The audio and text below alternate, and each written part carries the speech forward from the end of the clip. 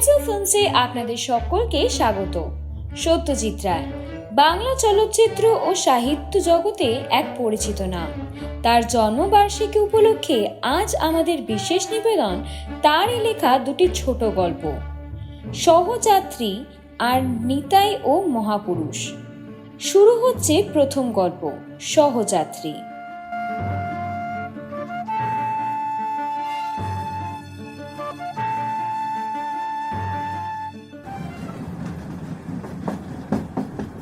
ত্রিদীপবাবুর সাধারণত একটা হালকা বই পড়েই সময় কেটে যায়। কলকাতা থেকে দিল্লি ট্রেনে যাওয়া, কাজের জন্যই যেতে হয় 2 মাসে অন্তত একবার। একটা ইলেকট্রনিক্স কোম্পানিতে উচ্চপদস্থ কর্মচারী তিনি, হেড অফিস দিল্লিতে। প্লেনটা একদম পছন্দ করেন না ত্রিদীপবাবু। অতীতে একবার ল্যান্ডিংয়ের সময় কানে তালা লেগে গিয়েছিল। সেই তালা ছাড়াতে তাকে ডাক্তারের কাছে ছুটতে হয়েছিল।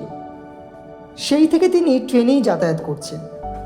কলকাতায় তার বাড়িতে খালি তার স্ত্রী আছেন। একটিমাত্র মেয়ের বিয়ে হয়েছে গত মাসে। ছেলে আমেরিকায় বায়োকেমিস্ট্রি পড়েছে। অফিস আর বাড়ি এই দুটোর মধ্যেই ত্রিদীপবাবুর গতিবিধি। অন্তরঙ্গ বন্ধু বলতে বিশেষ কেউ নেই, তবে কাছেই রডন স্ট্রিটের চৌধুরীরা স্বামী স্ত্রীতে মাঝে মাঝে আসেন গল্পগুজব করতে। ত্রিদীপবাবুরাও তাদের বাড়িতে মাঝে মাঝে যান। হাতের বইটা বন্ধ করে রেখে দিলেন ত্রিদীপবাবু, একেবারে অপাঠ্য। এবারে হয়তো ঘুমিয়ে সময়টা কাটিয়ে দিতে হবে। ঘরে আরও 3টি বার্থে 3 জন লোক, তার মধ্যে তার পাশের লোয়ার বার্থে ভদ্রলোকটি ছাড়া অন্য 2 জন অবাঙালি। বইটা রেখে ত্রিদীপবাবু তার পাশের বার্থের দিকেই চেয়েছিলেন। তার ফলে বাঙালি ভদ্রলোকটির সঙ্গে চোকাচুকি হয়ে গেল। মোটামুটি তারই বয়সী হবেন, মাঝারি রং, চুলে এরই মধ্যে পাক ধরেছে। ভদ্রলোক বোধহয় আলাপের জন্য উৎসুক হয়েছিলেন, কারণ দৃষ্টি বিনিময় হতেই তিনি একটা প্রশ্ন করে বসলেন। আপনি দিল্লিতে থাকবেন কদিন? ত্রিদীপবাবু কথা বলতে আপত্তি নেই, কারণ সত্যি বলতে কি তার এখন আর কিছুই করার নেই। বললেন, 2 দিন, বুধবার ফিরে আসব। আমারও ঠিক একই ব্যাপার। আপনি কোনো মিটিং অ্যাটেন্ড করতে যাচ্ছেন কি? আজ্ঞে হ্যাঁ। আমিও ওই একই ব্যাপার। আমার ওই বিজ্ঞাপনের কারবার। দিল্লিতে আমার হেড অফিস। আমাদের অফিসের নাম আপনি শুনে থাকতে পারেন, এভারেস্ট অ্যাডভার্টাইজিং। হ্যাঁ শুনেছি, আমার এক শালাও এক সময় ওখানে চাকরি করত। I see. কি নাম বলুন তো? অমরেশ চ্যাটার্জি। বাহ, তাকে তো খুব চিনত। সে দিব্যি ছিল, বেশ করিতকর্মা ছেলে। বেটার অফার পেয়ে চলে গেল। আমার নামটা আপনাকে বলা হয়নি, সঞ্জয় লাহিড়ী। আমার নাম ত্রিদীপ ব্যানার্জি। আপনাকে কোথায় যেন দেখেছি দেখেছি বলে মনে হচ্ছিল। তা হতে পারে। আপনি কি গান বাজনা শুনতে যান? তা উস্তাদি গান বাজনা মাঝে মাঝে যাই। গত মাসে কলা মন্দিরে গেলেন কি আমজাদ খাঁর শরৎ শুনতে? তা গিয়েছিলাম বটে। আপনিও গিয়েছিলেন বুঝি? আগে হ্যাঁ, ওখানেই দেখেছি। খাসা বাজিয়েছিলেন সেদিন। হ্যাঁ, আমজাদ তো আজকাল ভালোই বাজাচ্ছে। এখন ভিডিওর দৌলতে তো সিনেমা যাওয়া প্রায় বন্ধই হয়ে গেছে। গান বাজনা শুনতেই যাই মাঝে মাঝে। তাছাড়া সিনেমা গেলেও হাউসের যা দুর্দশা, মাটিতে ইঁদুর ঘুরে বেড়াচ্ছে, ভ্যাপসা গরম। যা বলেছেন, অথচ ইয়াং বয়সের লাইট হাউস মেট্রোর কথা ভেবে দেখুন। ওসব দিন চলে গেছে। মনে আছে, মাঝে মাঝে কলেজ থেকে চলে আসতাম চৌরঙ্গি, মেট্রোর সামনে গিয়ে দাঁড়াতাম, ঠান্ডায় প্রাণটা জুড়িয়ে যেত। আমারও ওই হ্যাবিট ছিল। ঠান্ডা বলতে মনে পড়লো, দার্জিলিং আর সেই দার্জিলিং নেই। জানি, সেই জন্য তো এবার আমরা মানালি গেলাম। আগে 3 বছরে অদ্ভুত 2বার করে দার্জিলিং যেতাম। আমরাও। কাঞ্চনজঙ্ঘার মতো দৃশ্য তো আর কোথাও নেই।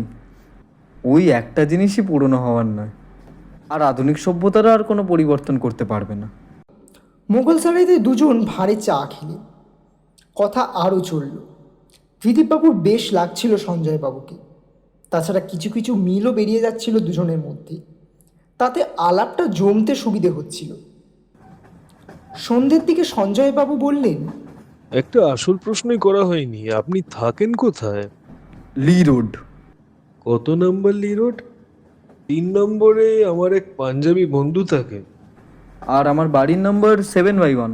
দাঁড়ান, আমি ডায়েরিতে নোট করে নিচ্ছি। কলকাতায় ফিরে গিয়েও আলাপটা চালু রাখবার ইচ্ছে হতে পারে। তা তো বটেই।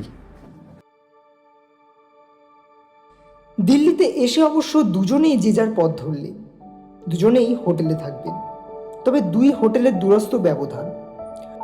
সঞ্জয়বাবু একটা ট্যাক্সিতে চাপবার আগে হাত নেড়ে বলে গেলেন, আশা করি কলকাতায় গিয়েও দেখা হবে। দিল্লির মিটিং সেরে কলকাতায় ফিরে এসে ত্রিদীপবাবু তার কাজের বাঁধা ছকের মধ্যে পড়ে গেলেন। স্ত্রী শিপ্রাকে একবার সঞ্জয়বাবুর কথা উল্লেখ করেছিলেন। এইসব আলাপগুলো ভারী মজার। বলছিলেন ত্রিদীপবাবু, ওই একটা দিনের জন্য ব্যাস, কিন্তু ওই একদিনই কত কথা, কত আলোচনা, আর তারপর যে যা নিজের জগতে চলে যাও, দ্বিতীয়বার আর দেখা নেই। ত্রিদীপবাবু কিন্তু কথাটা ঠিক বলেন, কারণ কলকাতায় ফেরার 3 সপ্তাহের মধ্যেই সঞ্জয়বাবু এক রবিবার সন্ধ্যায় এসে হাজির, হাতে এক বাক্স মিষ্টি। দেখলেন তো, আলাপটাকে গেঁজে যেতে দিলুম না। ভালো আছেন? হ্যাঁ হ্যাঁ, আসুন, বসুন। আজ থেকে তুমিতে চলে গেলে হতো না? তাতে আমার কোনো আপত্তি নেই। Very good. বেশ বাড়ি তোমার। কদিন আছো এখানে? বছর 7 হলো। তা তুমি কোথায় থাকো? এখান থেকে খুব একটা বেশি দূরে নয়, মিডলটন রো 25 নম্বর। I see. আসছে শনিবার যাচ্ছ কি? রবীন্দ্র সদনে? হ্যাঁ, ভীমসেন যোশীর গান আর চৌরাসিয়ার বাঁশি। ইচ্ছে তো আছে যাওয়ার, দেখা যাক। উদ্যোক্তারা তো দুখানা টিকিটও পাঠিয়েছেন। চলো, আর তারপর চলো ক্যালকাটা ক্লাবে খাওয়া যাক, আমরা 4 জনে। আমি তো মেম্বার নই। বললেন ত্রিদীপবাবু। তাতে কি হয়েছে, তোমরা যাবে আমার গেস্ট হয়ে। তা বেশ তো, থ্যাংক ইউ ভেরি মাচ। তুমি এখনো মেম্বার হওনি কেন? এই বেলা হয়ে পড়ো, দেখবে হয়তো অনেক পুরনো বন্ধু সাক্ষাৎ পেয়ে যাবে। তা তো হতেই পারে। আমার তো তাই হলো। 3 জন স্কুলের বন্ধু, 30 বছর পর দেখা। আমরা হচ্ছি 1960-র ব্যাচ, মিত্র ইনস্টিটিউশন। সেই সব পুরনো দিনের পুরনো শিক্ষকদের কথা হচ্ছিল। আরও মিনিট 15 থেকে কলকাতার ট্রাফিক জ্যাম, লোডশেডিং ইত্যাদি নিয়ে কথা বলে ত্রিদীপবাবু স্ত্রীর সঙ্গে আলাপ করে চা খেয়ে সঞ্জয়বাবু উঠে পড়লেন। আমার আবার ডাক্তারের সঙ্গে অ্যাপয়েন্টমেন্ট আছে। তোমার বাড়ি পথে পড়লো, তাই একবার না এসে পারলুম না। এবার কিন্তু ভাই তোমার আসার পালা। 25 নম্বর মিডলটন রো। না এলে আমি আর আসছি না। নিশ্চয়ই যাব। আসি তাহলে। Good night. ত্রিদীপবাবু দরজাটা বন্ধ করে দিয়ে বসবার ঘরে ফিরে এলেন।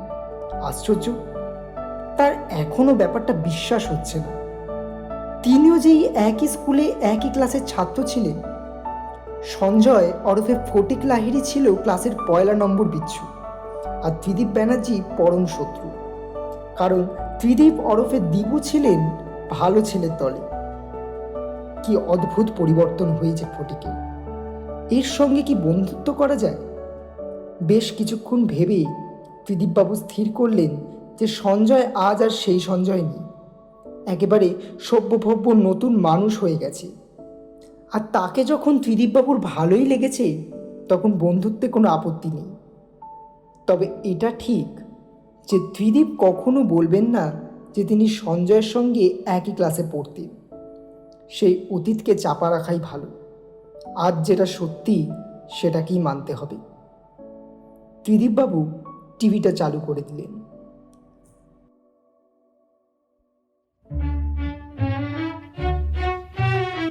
শুরু হচ্ছে দ্বিতীয় গল্প, নিতাই ও মহাপুরুষ। কোনো এক জ্ঞানী ব্যক্তি বলে গেছেন যে মানুষের মধ্যে বেশিরভাগই মাঝারি দলে পড়ে। কথাটা হয়তো সত্যি, কিন্তু নিতাইকে মাঝারিও বলা চলে না। অনেক ব্যাপারেই সে অত্যন্ত খাটো। দেহের দিক দিয়ে যেমন, মনের দিক দিয়েও ছেলেবেলা থেকে সে খাটোই রয়ে গেছে। তার বয়স সবে 38 পেরোল। সে ব্যাংকে যে কেরানির চাকরিটা করে সেটাও অবশ্যই খাটো। মাসে যা আয় হয় তাতে বউ আর একটি 13 বছরের ছেলে নিয়ে কোনো মতে টেনে টুনে সংসার চলে। তাও ভাগ্যি ভালো যে মেয়ে নেই, থাকলে তার বিয়ে দিতে নিতাই ফতুর হয়ে যেত। বউয়ের গঞ্জনা তাকে সইতে হয় সর্বক্ষণে, কারণ সৌদামিনী বেশ দজ্জাল মহিলা। তাই বাড়িতে যেমন নিতাই সদা তটস্থ, অফিসেও বড়বাবু, মেজবাবু, সেজবাবু সকলেরই চোখ রাঙানি তাকে সহ্য করতে হয়। জীবনে এমন কোনো কাজ যদি সে করত যাতে তার গর্ব হয়, যাতে 5 জন তার সুখ্যাতি করে, তাহলে কি ভালোই না হতো। কিন্তু তেমন কপাল করে নিতাই আসেনি। তার ধারণা সে ঈশ্বরের দায়সারা সৃষ্টির মধ্যে একজন। তাকে গড়ার সময় বিধাতা ছিলেন অন্যমনস্ক, তাই সে জীবনে কিচ্ছু করতে পারল না। যাদের উপর ঈশ্বরের সুনজর পড়ে তারা কেমন মানুষ হয়, তার একটা উদাহরণ নিতাই দিতে পারে এখনই। 2 দিন হলো কলকাতায় একটি সাধু বাবা এসেছেন, জীবানন্দ মহারাজ, যার শিষ্য শিষ্যা নাকি ইয়ত্তা নেই, যিনি বাগ্মী, যিনি সুকণ্ঠ, যার গীতার ব্যাখ্যা শুনে লোকে মোহিত হয়ে যায়, যার চরণ স্পর্শ করতে পারলে লোকে কৃতার্থ বোধ করে। ঈশ্বরের এক ধাপ নিচেই তার স্থান। জীবানন্দ মহারাজ হ্যারিংটন স্ট্রিটের এক ভক্তের বাড়িতে এসে উঠেছেন কেষ্টনগর থেকে। শহরে তাকে নিয়ে হইচই পড়ে গেছে। কাগজের প্রথম পাতায় তার ছবি। এমন জাদ্রেল মহাপুরুষ নাকি বহুকাল দেখা যায়নি।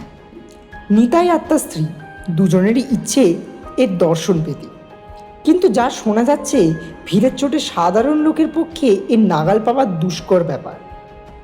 যে বাড়িতে এসে তিনি উঠেছেন সে বাড়ির মাঠে সামিয়া খাটানো হয়েছে।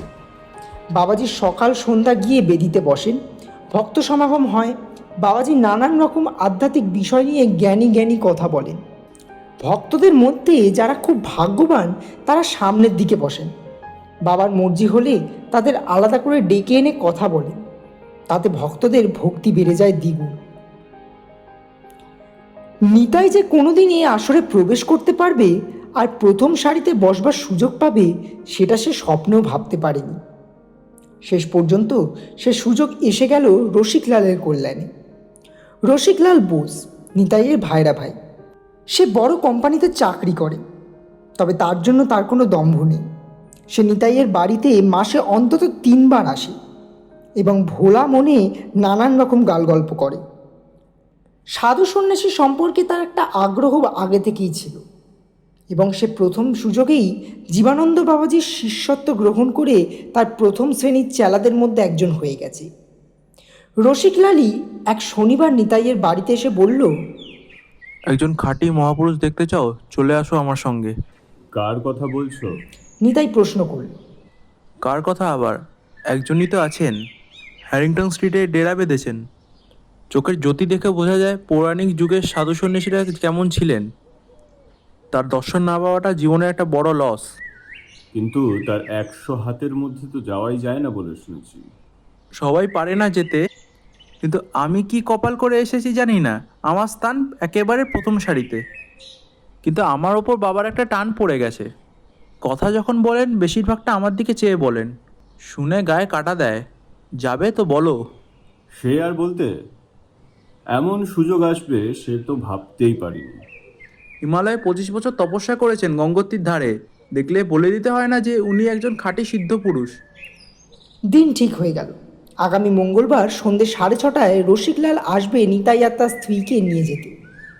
সামনে বসতে পারবো তো?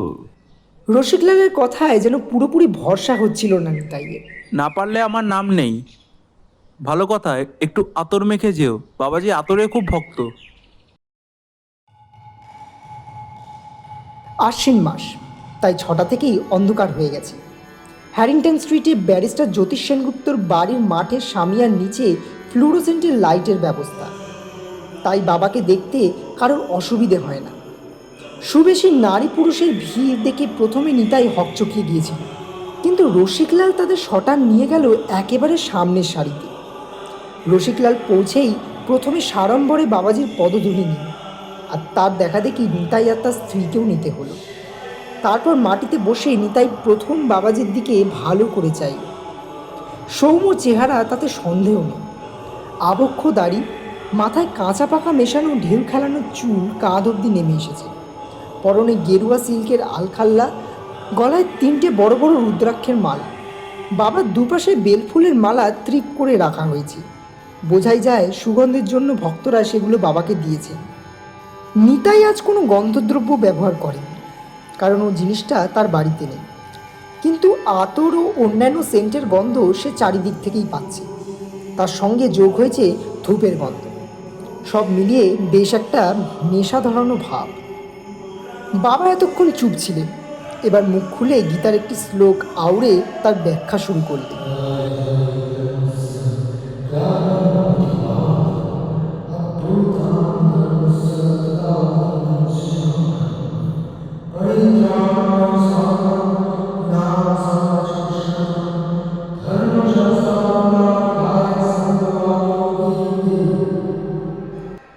নিতাইয়ের দৃষ্টি সম্পূর্ণ বাবার উপরে নিবদ্ধ। তার একটা কারণ আছে, একটা নয়, দুটো। এক হলো বাবার চোখ, তিনি হলেন যাকে বলে লক্ষ্মী টেরা। আর দুই হলো বাবার বাঁ গালের চোখের নিচে একটা বেশ বড় আঁচি। এই দুই মিলে নিতাইকে হঠাৎ যেন কেমন অন্যমনস্ক করে দিল। ওই আঁচিল আর ওই লক্ষ্মী টেরার চোখ। এবারে আরও ভালো করে খুঁটিয়ে বাবার মুখের দিকে চেয়ে দেখল নিতাই।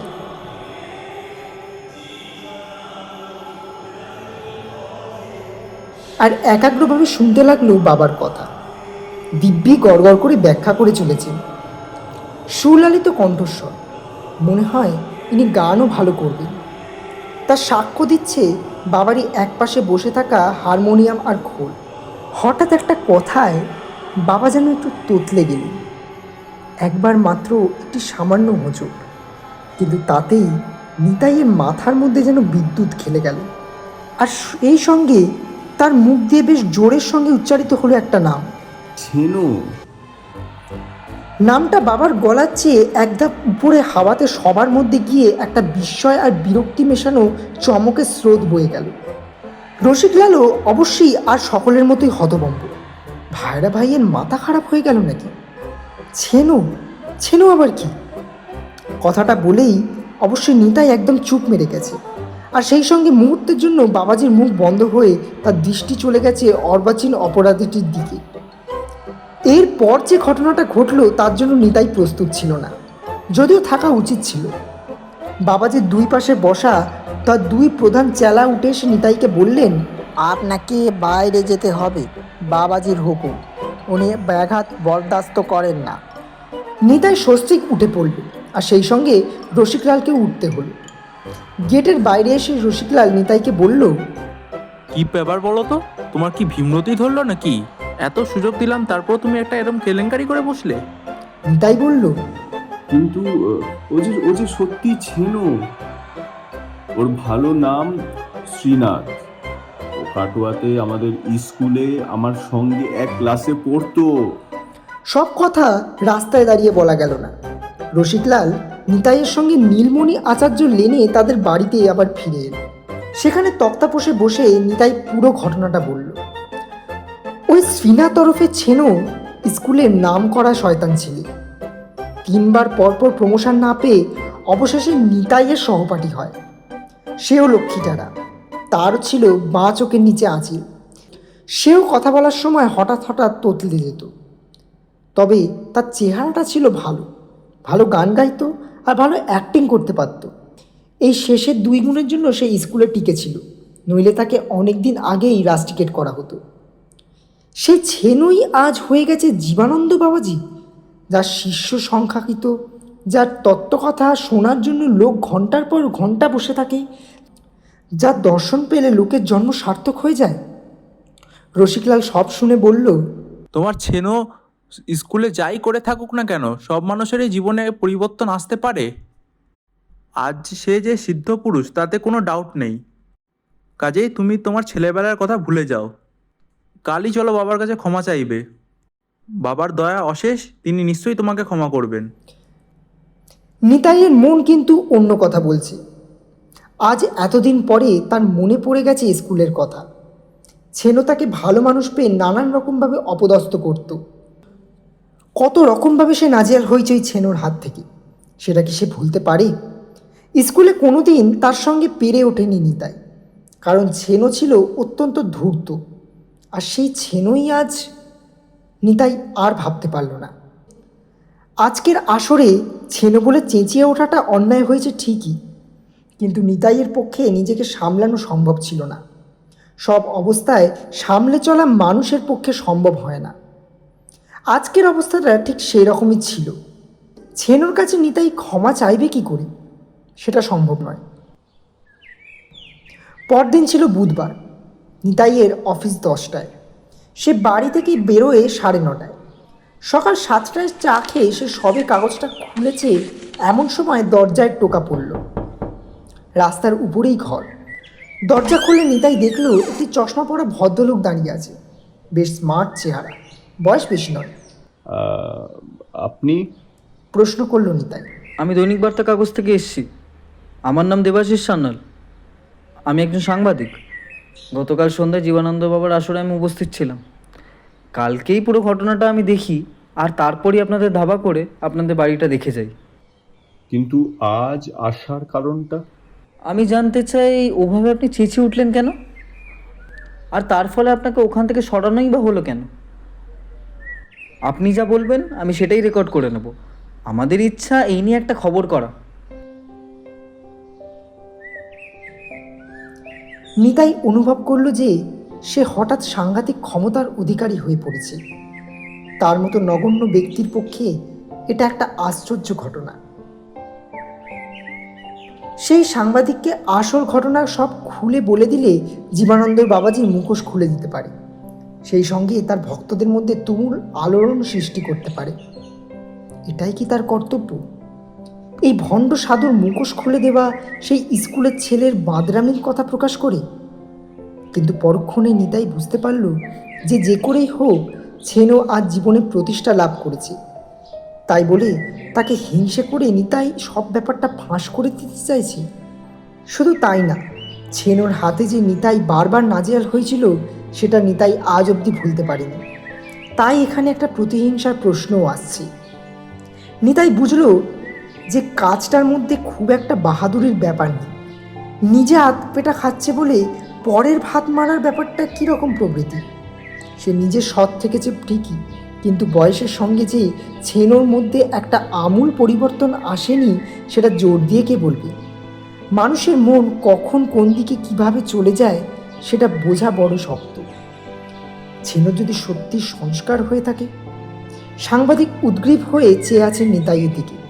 নিতাই বলল, কালকের ঘটনাটি সম্পর্কে আমি কিন্তু কিছুই বলতে চাই না। এটা কাগজে ছাপানোর উপযুক্ত খবর নয়। আপনি কিছুই বলবেন না? হতাশার সুরে প্রশ্ন করলেন সাংবাদিক। আজ্ঞে না, কিছুই না। বলাই বাহুল্য, পরের দিন দৈনিক বার্তা কাগজে এই বিষয়ে কিছুই বেরোলো না। কিন্তু একটা আশ্চর্য ব্যাপার এই যে জীবনানন্দ বাবাজি কলকাতায় এসেছিলেন 15 দিনের জন্য। তিনি হঠাৎ এই ঘটনার পরদিনই অর্থাৎ 7 দিনের মাথায় তার ভক্তদের কাছে ঘোষণা করলেন যে একটা জরুরি টেলিগ্রাম পেয়ে তাকে পাটনা চলে যেতে হয়েছে। এই ঘটনার পর 2 বছর কেটে গেছে। বাবাজি কিন্তু আর কলকাতামুখো হননি।